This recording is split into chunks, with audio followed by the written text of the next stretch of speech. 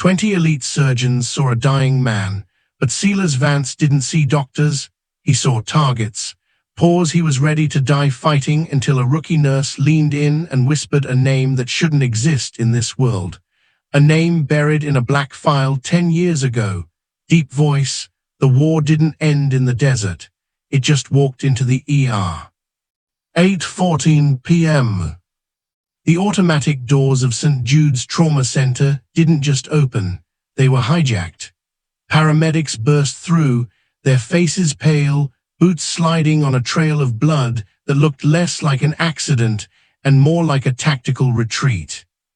On the gurney lay Silas Vance. To the world, he was a John Doe. To the men who had shot him, he was a loose end. To the 20 doctors rushing toward him, he was a nightmare in tactical gear. Prep Trauma Bay 1, I need a sedative now, the lead surgeon, Dr. Miller, barked. But Silas wasn't sedated, he was trained. As the first hand touched his arm, his eyes snapped open, not with the glassiness of shock, but with the cold, predatory precision of a man who had spent 3,000 days behind a long-range scope. In one fluid, violent motion, he ripped the oxygen mask away.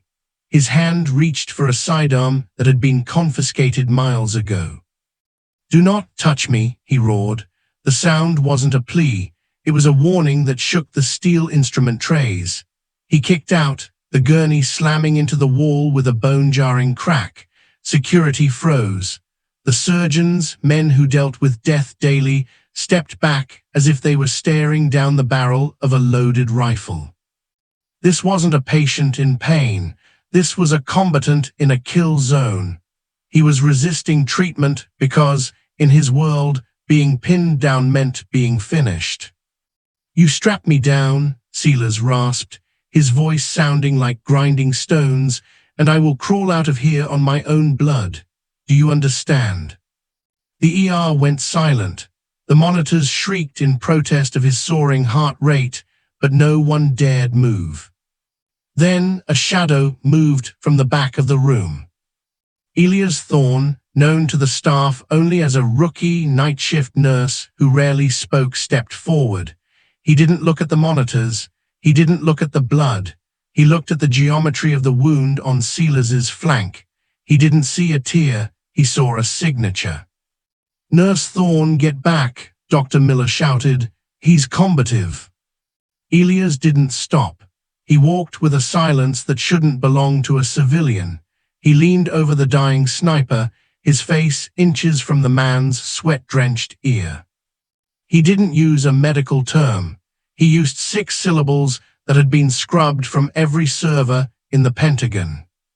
"Iron Wolf," Elias whispered. "The nest is cold. Recover." The transformation was terrifying. Silas Vance didn't relax. He stilled. It was the stillness of a machine being powered down. His jaw trembled once. He looked at the man in the nurse's scrubs as if he were seeing a ghost from a burning rooftop 10 years prior. "That can't be you," Silas whispered, his voice cracking for the first time. "You died in the Gulf." "I'm a ghost, Silas," Elias replied, his eyes turning into flint. "And ghosts don't let their own bleed out in public." Outside the trauma glass, 3 men in dark, unmarked suits appeared. They didn't have badges.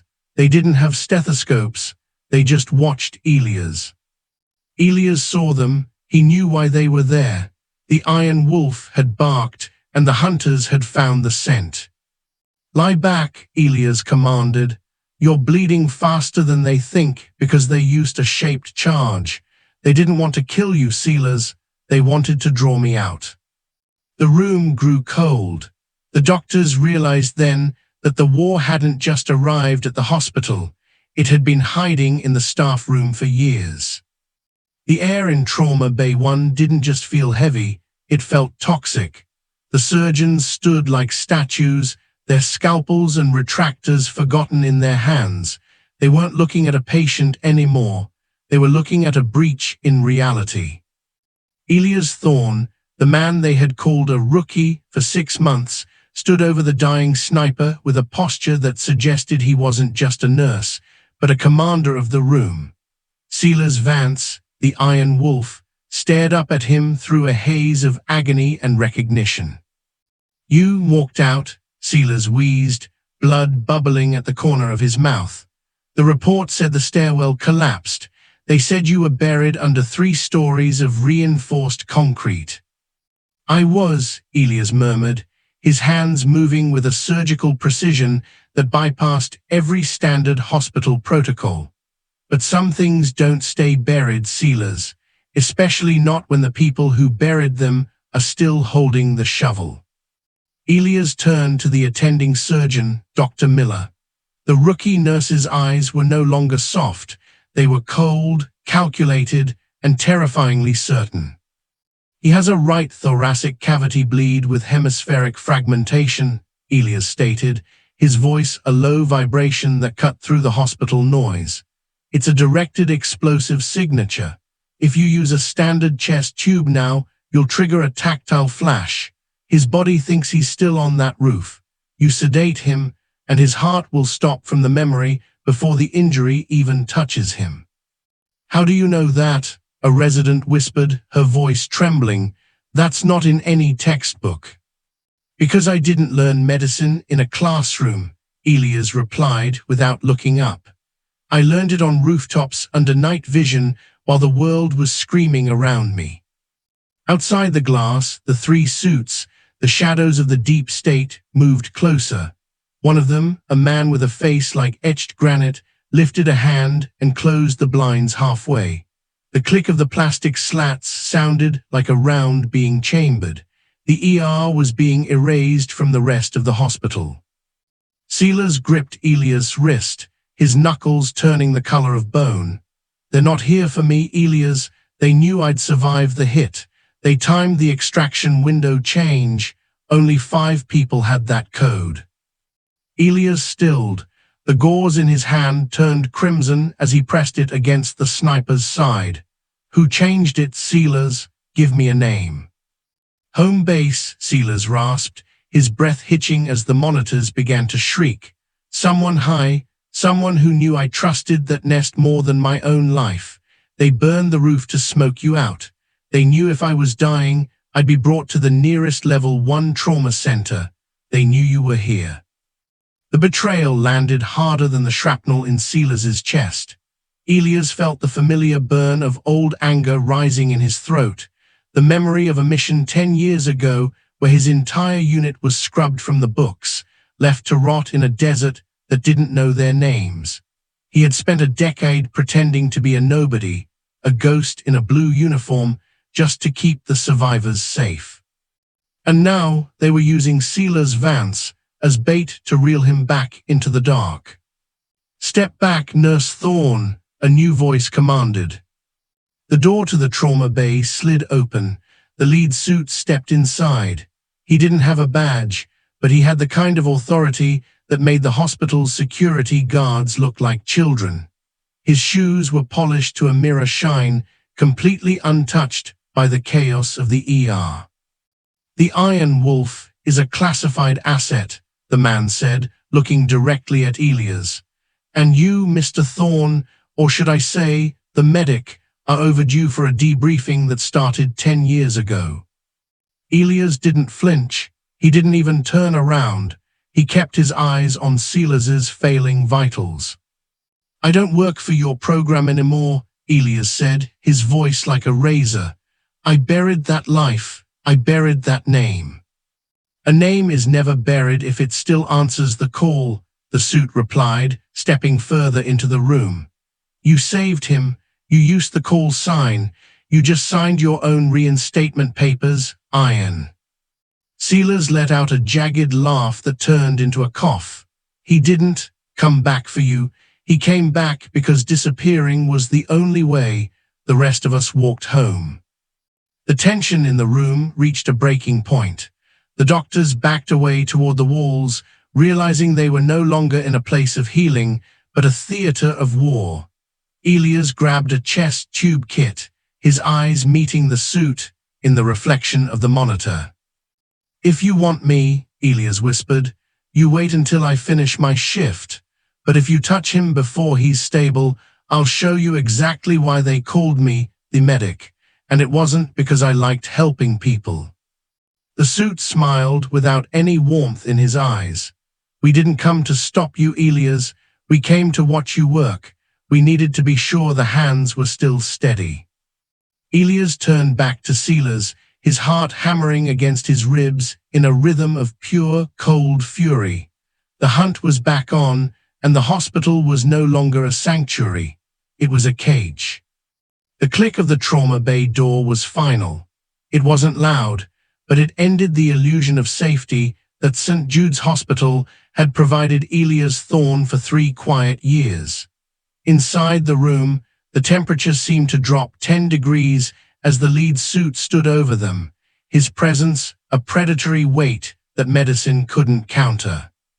Silas Vance, his chest heaving under the fresh seal Elias had just placed, tracked the suit with the eyes of a trapped animal.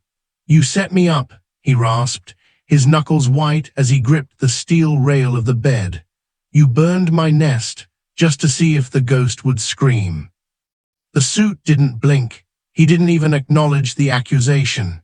He looked only at Elias, who was meticulously disposing of his bloodied gloves, his motions so controlled they felt mechanical. We knew the blast wouldn't kill him, the suit said, his voice flat, devoid of the empathy usually found in a place of healing. But we knew he was the only one you break cover for. We needed confirmation that Iron Wolf still answered to his medic. Elias finally looked up. The rookie nurse persona had vanished, replaced by the hollow, 1,000-yard stare of a man who had seen the world end multiple times. You could have just asked, Elias whispered, the sound more dangerous than a shout. We did, the suit replied with a faint, chilling smile. You sent us silence, and in our world, Elias, silence is the only thing an operative responds to. The surrounding doctors and nurses were retreating into the corners of the room. Dr. Miller, the man who had been Elias' boss for years, stood paralyzed.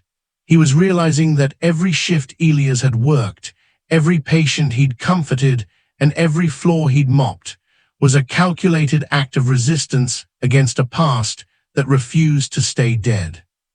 I won't go back, Elias said, his voice like cold iron. You don't need to, the suit countered, stepping closer to the monitors. Your presence tonight is enough. You've reactivated the link, the signature of that explosive, the way you handled the blast geometry. It's all on the record now. Silas struggled to sit up, the chest tube Elias had inserted hissing as it drained fluid from his pleural cavity. He's not a ghost for your filing cabinet, Silas growled at the suit. He's the reason any of us are still breathing. The suit looked at the sniper with a flicker of something resembling pity. He is the reason you're alive today, Sergeant Vance, but he is also the reason the program can never truly let go. You were never meant to heal in civilian clothes, Elias. You were meant to be the shadow that keeps the others standing. Elias felt the walls of the hospital closing in.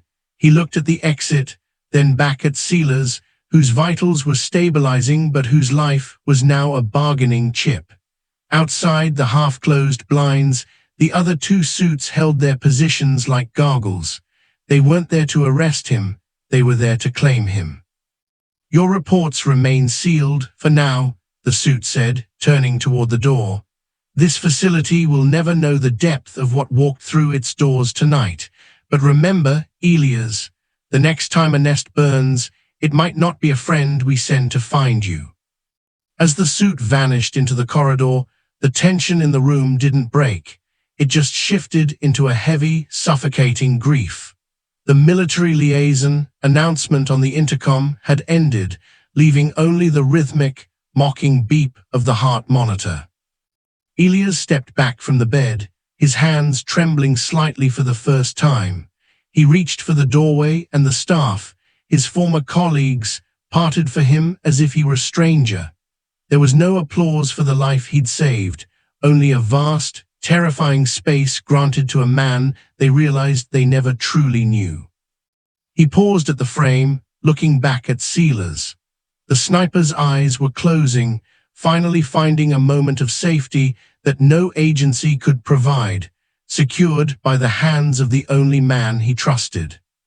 "You deserve to keep breathing," Elias whispered to the quiet room.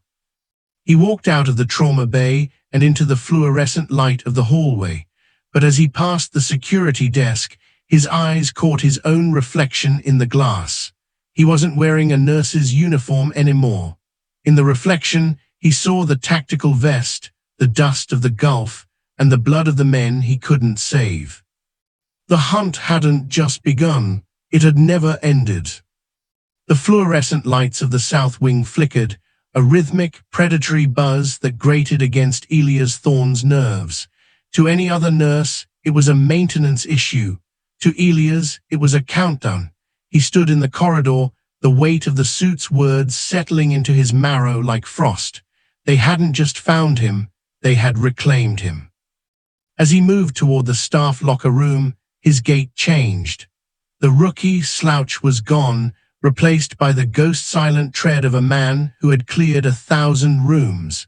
He wasn't looking at the exit signs, he was looking at the reflections in the waxed linoleum floors. He saw the first shadow at 8:29 p.m. A man in grey scrubs was pushing a laundry cart. To the untrained eye, he was just another night shift worker. But Elias noticed the way the man's weight shifted, the way his elbows remained tucked, and his peripheral vision stayed locked on the trauma bay. This wasn't a janitor. This was a perimeter guard. The agency hadn't just sent 3 suits to talk to him.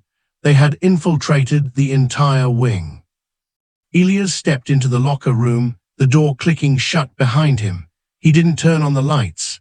In the darkness, he leaned his head against the cold metal of his locker. For 3 years, he had tried to scrub the scent of cordite and copper from his skin. He had traded a sniper's rifle for a stethoscope, believing that saving one life at a time could balance the scales for the 30 he had taken in the Gulf. But the scale was broken. A soft scuff of rubber on tile sounded outside. Elias didn't move. He reached into the back of his locker, pulling out a small, magnetic box he had prayed he'd never have to open. Inside wasn't a weapon, at least, not a conventional one. It was a secure comms link and a single, encrypted drive. "You should have stayed dead, Elias," a voice whispered from the doorway. Elias didn't flinch. He recognized the cadence. It was Nurse Clara Reed, or so she had called herself for the last year. She was the one who always covered his breaks, the one who joked about the hospital's terrible coffee. "How long have you been watching me, Clara?"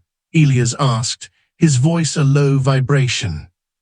"Since the day you filled out the application," she said, stepping into the sliver of light from the hallway. She wasn't holding a tray of meds anymore. She was holding a suppressed subcompact. "The program doesn't let the medic just walk away to dispense aspirin. You're too valuable a ghost to lose. The Iron Wolf is dying in that room because of your program," Elias said, turning to face her. "They burned a hero just to see if I'd flinch." "They burned him to prove you're still human," Clara countered. "And you proved it. You used the call sign, you touched the wound. You're back in the web now, Elias. There is no Nurse Thorne anymore." Elias looked at her, really looked at her. He saw the same hollow look in her eyes that he saw in his own reflection. They were all just pieces on a board, moved by men in suits who sat behind glass and spoke in terms of acceptable losses. "The suits think they have me," Elias murmured, stepping closer to her, ignoring the weapon pointed at his chest. "But they forgot one thing about the Gulf. They forgot why I was the only one who walked out of that stairwell." "And why is that?" Clara asked, her finger tightening on the trigger. "Because I don't follow the orders of men who aren't in the dirt with me," Elias said. In one fluid motion, faster than the eye could track, Elias didn't strike her.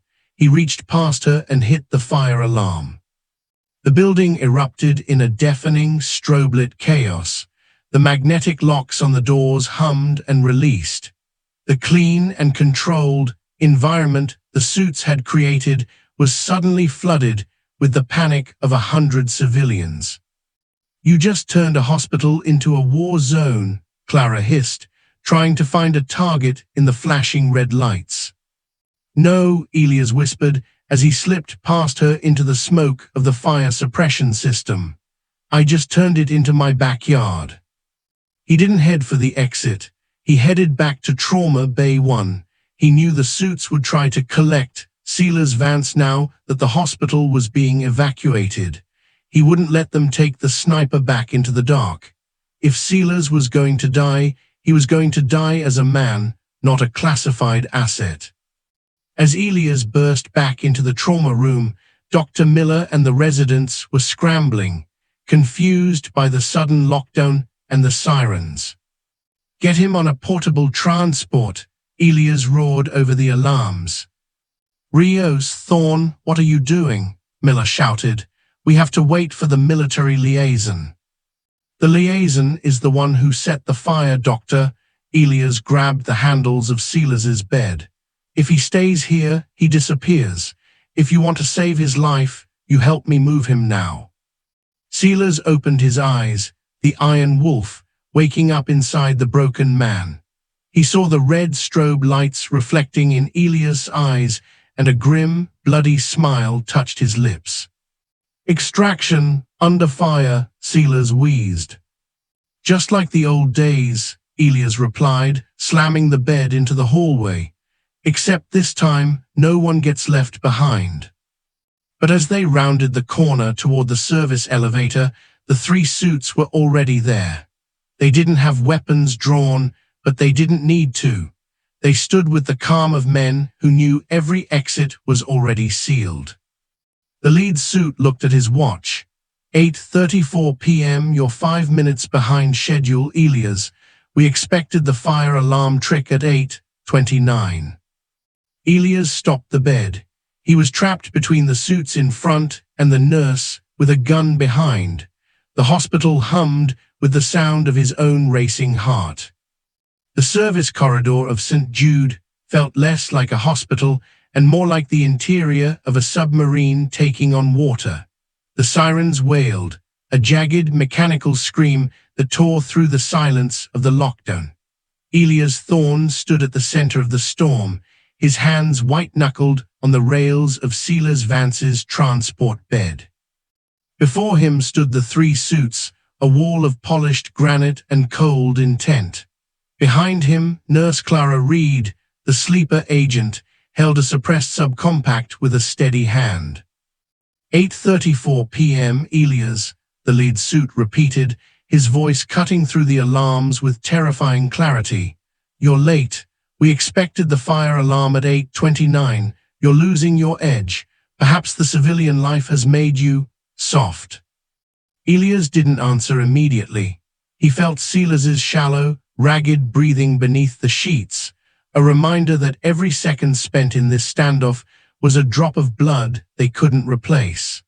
The sniper's vitals were stabilized for now, but the blast geometry of his injury meant any sudden movement or shock could collapse the lung he'd just fought to save. "He's not a package for you to collect," Elias said, his voice dropping to a low, dangerous register. "He's a human being, and he's my patient." "In this building, he's a patient," the suit countered, stepping forward. The light reflected off his unmarked badge, authority without insignia. But the moment you stepped out of that trauma bay, he became Asset 402 again, and you became Iron Medic. The hospital doesn't own this room anymore, we do. Silas gripped the bed rail, his eyes flickering with a feverish intensity. "Elias, don't," he wheezed. "They timed the extraction window change at the last minute. Only 5 people had that update. These men, they aren't here to save me. They're here to erase the evidence of their own failure." The lead suit didn't flinch.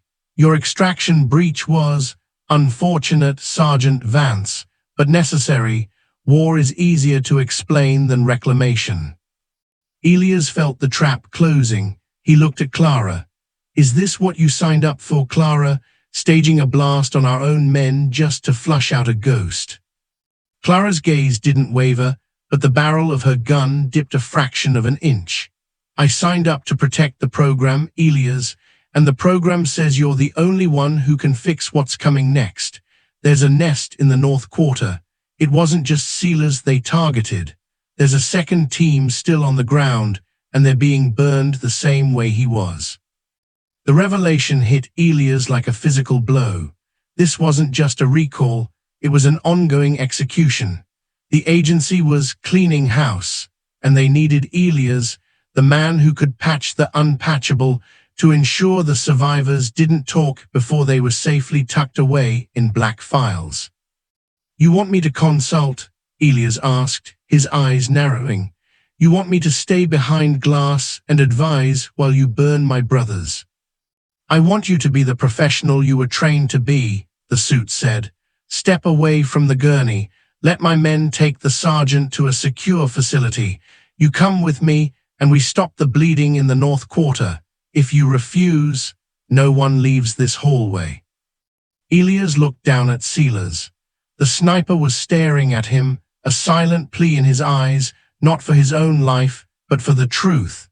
Silas knew that once he was moved to a secure facility, he would become a ghost, just like Elias had been for a decade. You told me once, Silas whispered, his voice barely audible over the sirens, that the only way the rest of us walked home was because you disappeared. Don't let them make you reappear for a lie. Elias made his choice. It was the dark night of the soul, the moment where the hero realizes that to save the light, he must step fully into the shadow. I'll go, Elias said, his voice sounding like gravel. Elias, no, Silas tried to protest, but a fit of coughing seized him, his chest tube rattling with the effort. On one condition, Elias continued, staring directly into the lead suit's eyes. Dr. Miller and Nurse Rios, the real ones, stay with him. They take him to surgery now. You provide the clearance, you provide the security, and you let them do their jobs. If I see a single unmarked suit in that OR, the deal is dead. The lead suit checked his watch again. The fire department was 3 minutes away. The window was closing. Accepted, but you move now. The North Quarter doesn't have 3 minutes. Elias turned to Silas, leaning in one last time, just as he had in the trauma bay. Stay awake, Silas. That's an order. Iron Wolf, out, Silas whispered, his grip finally loosening as the adrenaline faded into exhaustion. Elias stood up, his posture straight, his eyes cold. He didn't look back at the life he was leaving behind, the scrubs, the stethoscope, the quiet shifts at St. Jude. He walked toward the suits, stepping into the center of the formation. As they moved toward the service elevator, the lead suit leaned in. Welcome back to the world of the living, medic. I never left, Elias replied. I was just waiting for a reason to start fighting again. The elevator doors slid shut, sealing the rookie nurse away forever.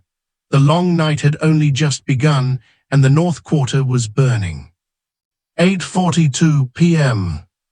The black SUV tore through the rain-slicked streets of the North Quarter, tires screaming against the asphalt. Inside, the air was cold, recycled, and silent. Elias Thorne sat in the back, his hands resting on his knees. He wasn't wearing the blue hospital scrubs anymore. He was wearing a tactical jacket, the fabric heavy and familiar. To his left sat the lead suit, Agent Vance, though the name felt like an insult to the man currently fighting for his life back at St. Jude. To his right sat Clara, her subcompact still tucked into her waistband, her eyes fixed on the tablet in her lap. The coordinates for the second nest are in the industrial district, Clara said, her voice devoid of its former nurse warmth. A 3-man team was providing overwatch for a high-value transfer. The breach happened 6 minutes after the sniper was hit, the exact same signature. Elias didn't look at the tablet. He was watching the reflection of the streetlights in the window. A shaped charge, he murmured, meant to look like enemy fire, but designed to erase the evidence. You didn't just want me back. You're liquidating your own assets. We are preserving the integrity of the program, Elias, the lead suit replied without turning his head. Sometimes, to save the body, you have to cut out the infection. The infection is your own greed, Elias snapped. You sold those coordinates. The SUV screeched to a halt in front of a derelict warehouse. Before the wheels had stopped spinning, Elias was out the door. He didn't wait for the suits. He followed the smell of smoke and the ionized scent of a fresh detonation. The warehouse roof had partially collapsed, just as the stairwell had 10 years ago.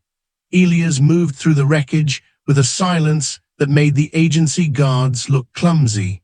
He climbed the rusted ladder to the catwalk, his heart hammering a rhythm he hadn't felt in a decade. He found them in the corner of the rafters. 2 men were down. One was dead, a clean surgical hit from the blast geometry. The other was alive, but barely. He was pinned under a fallen steel beam, his breath coming in shallow, wet rattles. Elias dropped to his knees beside the survivor. He didn't need a medical kit to know the truth. Rooftops, the soldier whispered, his eyes wide and unfocused. Same as the Gulf, they told us. The nest was safe. Elias grabbed the man's hand. I'm here. Iron Medic is here. Stay with me. But as he reached for the man's pulse, Elias noticed something that made his blood run colder than the rain outside. On the soldier's tactical vest, hidden beneath a layer of soot, was a small, encrypted transponder. It wasn't an agency-issued device. It was a secondary tracker, one that used a frequency Elias hadn't seen since his days in deep-cover intelligence. He looked around the room, his eyes scanning the blast geometry once more. The hole in the roof wasn't just from an external explosive. There were microcharges placed on the support beams. This wasn't a hit from the outside. This was a demolition from within. The suits didn't come here to save these men. They came to watch them die. Elias, get back, Clara shouted from the ladder. Elias looked up as the lead suit stepped onto the catwalk. The man wasn't holding a medical kit. He was holding a remote detonator. The discovery is always the hardest part, isn't it? The suit said, his voice echoing in the hollow warehouse. You were right, Elias. We didn't send a liaison for Silas Vance. We sent a cleanup crew, and you were never meant to be the consultant. You were meant to be the final witness. Elias realized the truth in a flash of blinding clarity. The agency hadn't betrayed Silas and the others because they were infections. They betrayed them because they had found out the agency was selling tactical secrets to the highest bidder, and Elias, the ghost who walked out of the Gulf, was the only one who could verify the signatures of the men doing the selling. You're not reclaiming me, Elias whispered, his hand sliding toward the soldier's sidearm. You're burying the last person who knows your face. We let you walk out once, Elias, the suit replied, his finger hovering over the button. We won't make that mistake again. The Iron Wolf name dies tonight, along with its medic. But the suit had forgotten one thing. He had forgotten the look in the sniper's eyes back at the hospital, the look of a man who would crawl out of a grave to finish the job. Suddenly, the warehouse doors blew inward. A red laser dot appeared on the lead suit's forehead. From the shadows of the loading dock, a voice growled over comms link, a voice that sounded like grinding stones and pure, unadulterated vengeance. I told you I would crawl out of here bleeding. It was Silas Vance. He was leaning against the doorway, a sniper rifle he'd somehow liberated from the hospital's secure storage braced against his shoulder. His chest was taped, His face was pale, but his hands were steady. The Iron Wolf had come for his medic. The red laser dot on the lead suit's forehead was the only light in the warehouse that mattered. It was steady. It was absolute. Agent Vance, the man who had played God with their lives, froze. He didn't drop the detonator, but his finger stopped its descent. He knew that specific laser signature. It was the Iron Wolf's promise. 1 pound of pressure, Silas, Elias whispered into the freezing air, his own hand still inches from the dying soldier's sidearm. That's all it takes to end this lie. Silas stood in the doorway, a ghost draped in a hospital gown and a stolen tactical jacket. Blood was beginning to seep through his fresh bandages, a dark blossom of sacrifice, but his eye was locked into the glass of the scope. He's right, Elias. Silas's voice crackled over the comms link, sounding like a man speaking from the bottom of a grave. The agency didn't just sell us out. They sold the codes to the entire northern grid. This isn't a cleanup. It's a liquidation sale. The lead suit laughed, a dry, rattling sound. You think a dying sniper and a washed-up medic can stop the momentum of a billion-dollar ghost program? If I don't press this button, the satellites will. We own the sky, Elias. You just own the dirt. I've spent my whole life in the dirt, Elias said, his voice rising with a sudden, terrifying intensity. And the dirt is where the bodies are buried. It's where the truth stays until someone digs it up. In a blur of motion that defied his years in a nurse's uniform, Elias lunged. He didn't go for the suit's throat. He went for the detonator. At the same moment, the warehouse erupted. The agency guards on the lower level opened fire, the deafening crack, crack, crack of suppressed rifles splintering the wooden crates. Silas pulled the trigger. The lead suit's head snapped back as the heavy .300 Winchester Magnum round grazed his temple, not a kill shot, but a message. The detonator clattered to the floor. Move, Elias roared. He grabbed the surviving soldier, throwing the man's arm over his shoulder. They had to reach the service elevator before the agency's secondary, cleaner team arrived. The air was filled with the scent of cordite and the screams of twisting metal as the warehouse began to groan under its own weight. They retreated toward the loading dock, Silas providing overwatch from the shadows. Every time an agency muzzle flashed, a thunderous retort from Silas's rifle silenced it. It was a symphony of survival, a dance they had performed 1,000 times in the deserts of the Middle East, now playing out in the rain-drenched streets of a city that had no idea it was a battlefield. I'm hit, medic, Silas gasped over the radio. Elias' heart skipped a beat. Status. Chest seal is holding, but I'm leaking. I'm running on fumes and spite. You don't get to die yet, Silas, Elias hissed, dragging the survivor through the back exit.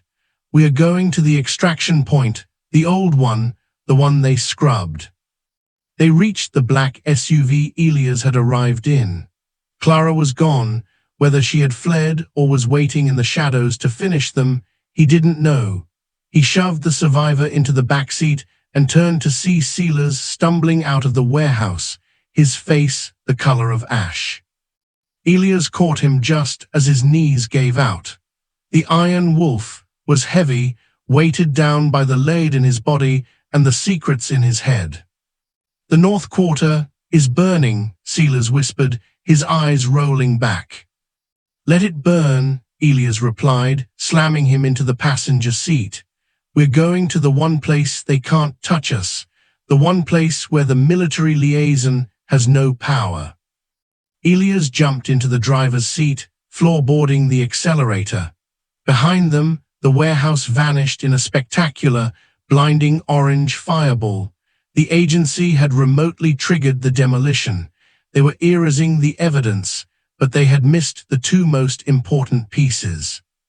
As they tore through the city, the sirens began to wail, not the hospital sirens of healing, but the police sirens of a city under siege. The agency had flagged their vehicle as terrorist threat level red. Every intersection was a potential ambush. Every bridge was a trap. Elias looked at Silas. The sniper was fatting, his hand clutching the seat as he tried to stay conscious. "Why didn't you stay in the hospital, Silas?" Elias asked, his voice cracking. "You had a winning hand. You were safe." Silas looked at him, a bloody grin on his lips. "Because you whispered my name, Elias. You don't call a wolf unless you're ready for the hunt." Elias gripped the steering wheel until his knuckles turned white. They were heading for the coast, toward a decommissioned naval pier that didn't exist on modern maps. It was the final march. If they reached the water, they could disappear into the grey. If they didn't, they would become the very ghosts they had spent 10 years trying to outrun. The headlights of 3 agency interceptors appeared in the rearview mirror, closing the gap with predatory speed. "Hold on," Elias growled. "I'm going to show them why you never corner a medic." The decommissioned naval pier at Pier 47 reached out into the black Atlantic like a skeletal finger. Elias slammed the SUV into a drift, the tires screaming as they bit into the salt-crusted concrete. Behind them, the headlights of the agency interceptors cut through the fog, predators closing in for the kill. "We're out of road, Elias," Silas rasped. His eyes were half closed, his chest rising in jagged, desperate hitches. The Iron Wolf was bleeding out, his life force draining into the upholstery of a stolen car. Elias didn't look back. He grabbed the encrypted drive from the warehouse and shoved it into Silas's hand. "This isn't the end of the road, it's the handoff." He hauled Silas out of the car, the survivor from the North Quarter stumbling behind them. The wind whipped Elias' hair, his face set in a mask of grim determination. He wasn't a nurse anymore. He wasn't just a medic. He was the keeper of the names. The agency interceptors skidded to a halt 50 yards away. The doors flew open. A dozen men in tactical gear stepped out, their rifles leveled. In the center stood the lead suit, his temple bandaged from Silas's graze, his eyes burning with a quiet, corporate fury. "Give us the drive, Elias," the suit shouted over the roar of the waves. "Give us the drive, and we let the sniper die in a hospital instead of a gutter. That's the only mercy left on the table." Elias stood at the very edge of the pier, the dark water churning 50 feet below. He held Silas up with one arm, his other hand gripping the drive. "You talk about mercy," Elias' voice carried over the wind, a low thunder that made the shooters hesitate. "You burned the North Quarter. You turned your own men into bait. You forgot the first rule of the dirt. You never leave a man behind." "This is the modern world, Elias," the suit screamed. "There are no men, only assets, and you are a liability." "Then let's settle the debt," Elias whispered. He looked at Silas. The sniper met his gaze. In that one look, 10 years of silence, betrayal, and brotherhood passed between them. Silas nodded once, a final, tactical command. Elias didn't hand over the drive. He didn't surrender. Instead, he pulled a small, black device from his pocket, the secondary tracker he had recovered from the warehouse. "I didn't just bring the drive," Elias yelled to the suits. "I brought the signal. This tracker isn't just a beacon. It's a direct uplink to every major news cycle from DC to London. In 10 seconds, the blast geometry of your crimes goes live. The world is going to see the faces of the men who sell their own." The suit's face went pale. "Kill them now." But before the first trigger could be pulled, a spotlight, blinding, white, and celestial, dropped from the clouds. The heavy thwump thwump thwump of a non-agency, Joint Special Operations Command chopper shook the pier. Elias hadn't called the agency. He had called the real military, the men who still believed in the oath. The agency cleaners froze. They were no longer the hunters. They were a Black Ops anomaly caught in the light of a legitimate hammer. Elias felt the strength leave his legs. He lowered Silas to the cold ground as the rotors kicked up a storm of salt and grit. The Iron Wolf looked up at the helicopter, a faint, tired smile on his lips. "The nest is warm, medic," Silas whispered. "Yeah, Silas, we're going home." The vanishing. 3 weeks later. St. Jude's Hospital was quiet. The fire damage in the south wing had been repaired. The military liaison had been replaced by a standard security firm. Life moved on in the cycle of births, deaths, and long shifts.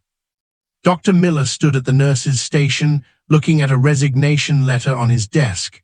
There was no forwarding address, no phone number, just a single name signed at the bottom, Elias Thorne. Attached to the letter was a small silver pin, a combat medic's badge, tarnished by sand and time. In a small town 3,000 miles away, a man with steady hands and a quiet voice walked into a community clinic. He wasn't looking for a promotion. He wasn't looking for glory. He just wanted to help the people the world had forgotten. But sometimes, when the wind blows from the north, he looks at the scars on his knuckles and remembers the night the Iron Wolf barked. He remembers that some ghosts don't haunt, they protect. They want you to believe that the heroes are only the ones on the news. They want you to think that the people serving you coffee or changing your bandages are just average.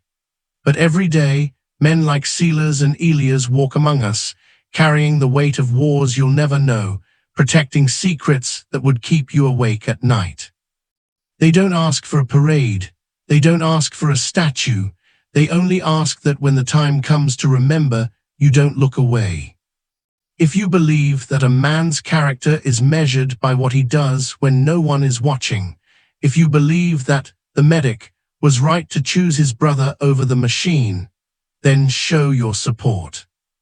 Drop a comment below with the words, "Nests never cold," to honor the silent warriors who never made it back. Hit that subscribe button and turn on notifications.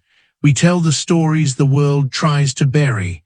Don't let these names disappear into the fog. For the fallen, for the survivors, for the ghosts. Subscribe now, and I'll see you in the next shadow.